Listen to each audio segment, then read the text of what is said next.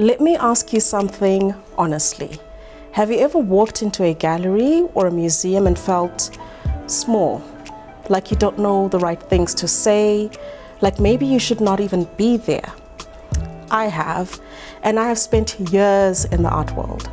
That feeling has a name. It is called intimidation. And what I want to tell you today is that it was put there deliberately. You did not arrive at it on your own. Think about how galleries are designed.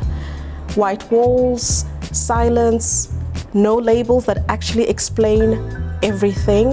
It's just a name, a date, a medium, and sometimes not even that.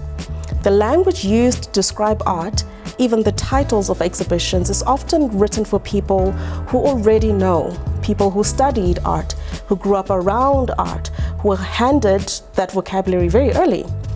The French sociologist Pierre Bourdieu wrote about this in the 1970s.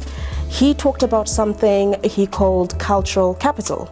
The idea that art knowledge is not just about intelligence, it is about access, about where you grew up, what your parents talked about at the dinner table, which schools you attended.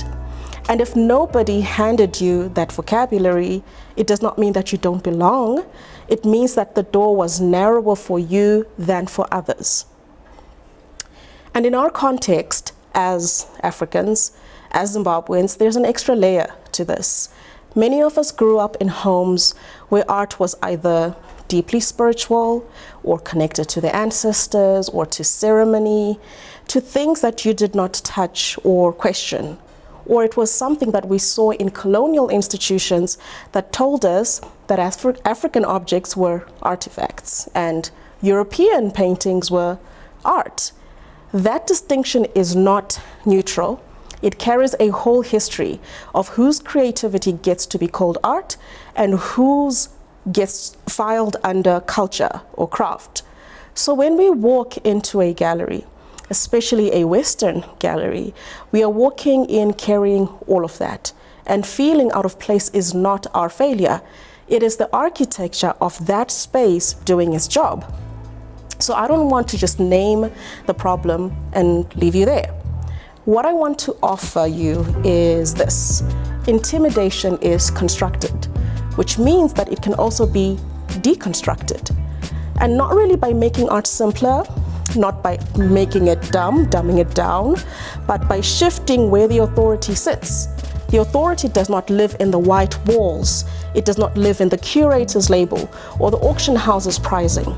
It lives in you, in your experience of standing in front of something, of letting it reach you, or maybe not reach you. This is where art actually happens, not on the wall, in the person looking at it.